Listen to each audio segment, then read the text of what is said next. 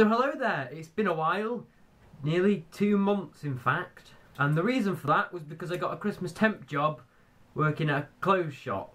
Now I know that doesn't sound very interesting, but it was an experience. So on behalf of everyone working in retail, I thought I'd make this video and hope that you can relate to it.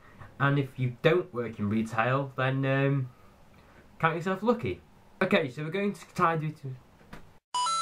So in this video we're going to be covering the types of arsehole, types of customers you'll come across if you work in retail. So I don't know about any of you guys, but I always came across the So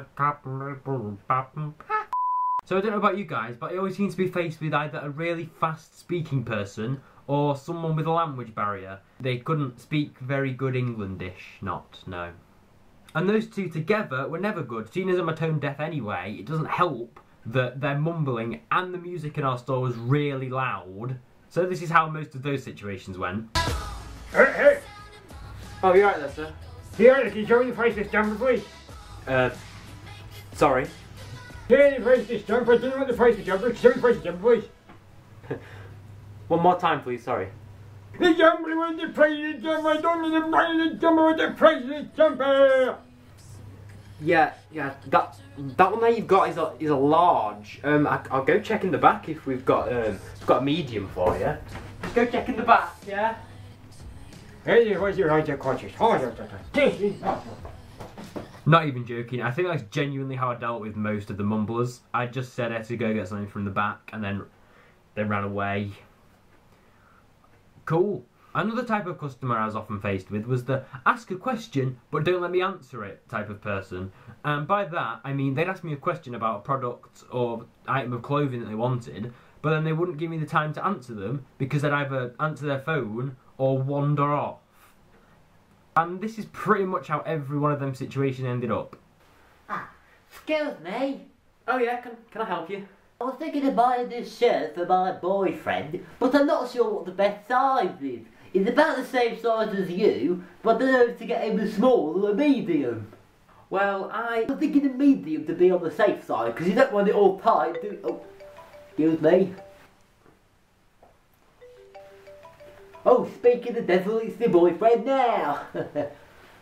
You're right, babe. Yeah.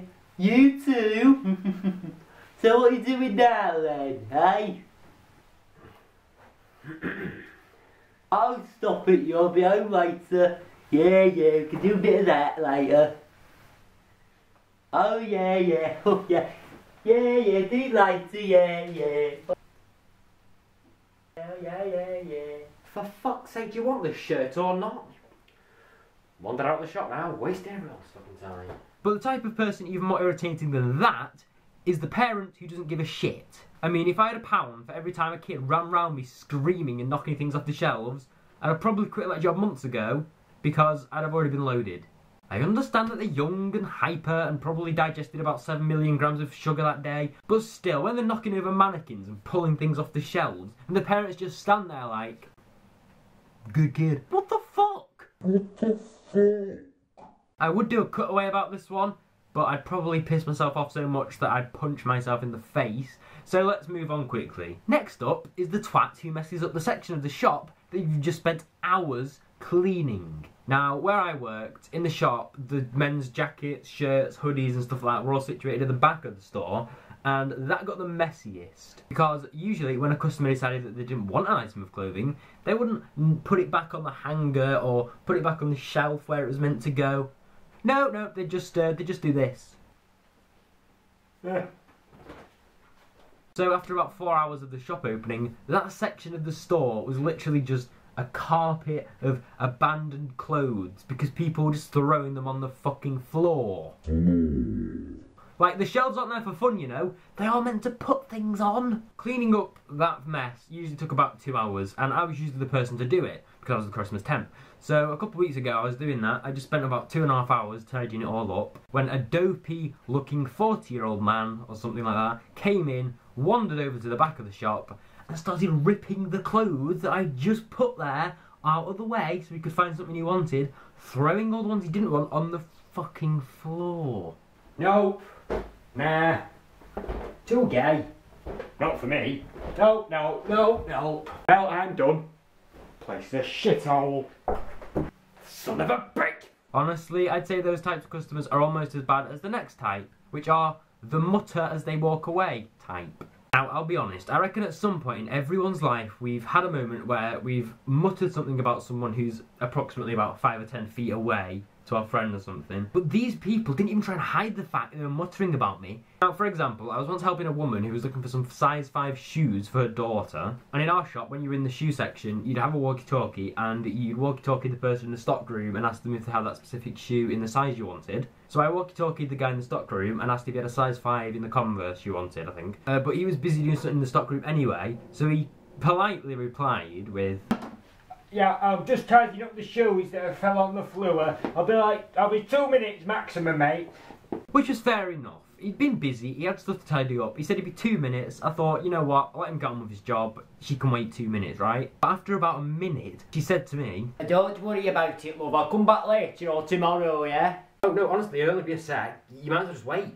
No, look, I'll be back in an hour or so, yeah? I'll be back in an hour. Or never. Terrible customer service. I mean, that's unfair, isn't it? It's not like I said, oh no, it'll only be a sec. You can either be patient or fuck off. And another mutterer situation which I once overheard hurt me a bit, but now I can look back on it and laugh. I just served this man and I think his teenage daughter some shoes, and they were all they were happy with the purchases, so they walked off, and I was happy with my salesmanship, and then I walked off and I overheard him speaking to his daughter, and he said, Yeah, cheers, mate. He was a nice looking lad, wasn't he? and I was thinking, well, thank you very much, what a lovely comment. And then his daughter replied back, quick as a flash, Not bad. I mean, obviously gay though. ow.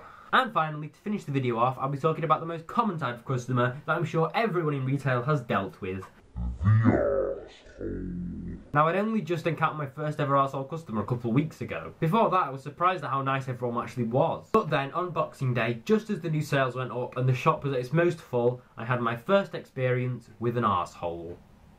That sounded wrong. That could have been a link to another story. No, I meant an arsehole customer, of course. So again, I was on the footwear part of the shop, and I think there was about 6 or 7 members of staff on it. So every member of staff had about 6 people crowding around them, shouting their shoe sizes out loud, which was a bit weird. It was a bit like witnessing someone with maths Tourette's or something. 5, 8, 11, size 9! So I had about 6 people circling around me, sort of boxing me in, which I wasn't comfortable with. So I thought it'd be most sensible to say, form a queue. Guys, if you all like form a line in front of me, I'll be able to get to you all quicker, won't I? I'll get to you all at some point. So to be fair, they all took my advice pretty much straight away. They all started forming a queue, which made it easier for me and for them, and it was all working out pretty well. But then when I got up to about the 3rd person, a man joined the back of the queue and started shouting. I have a size 10 in these, mate. I calmly said to him, Yeah, I'll be with you in a sec, sir. I've got 3 more people to serve first because they've been waiting for longer. he completely ignored me, and again he shouted, Yeah, size 10 when you're ready, mate. Yeah, I heard you. I've got 3 more people I need to serve. but no, he was having none of it. So over and over again he kept shouting, Size 10 in these. 1 sec. These ones in a size 10. 1 sec. Then out of nowhere he went insane. He like erupted in front of me. You've said 1 sec about 10 times. I've been studying waiting for 5 minutes. It's probably bad that the first thing that popped into my head when he said that was, your maths isn't strictly correct there though, is it? But anyway, yeah, carrying on. Mate, if you're not going to serve me, just let me know and I'll fuck off. I'm sick of eating in this shithole. It's okay, little Susan. I'll save you. Fired. And that, ladies and gentlemen, was my first experience with an arsehole. Should probably stop saying that now or I'll probably get flagged. But yeah, there you have it. There were only a few examples of the types of customer that I've worked with over the last few weeks, and trust me when I say there's a lot more where that came from. But yeah, I hope you enjoyed this video and could relate to it if you do work in retail, and if you could, or if you just enjoyed it, please give it a big thumbs up, because I'd really appreciate that, as always. I hope you had a great Christmas, and I hope 2015 brings you happiness and no arseholes.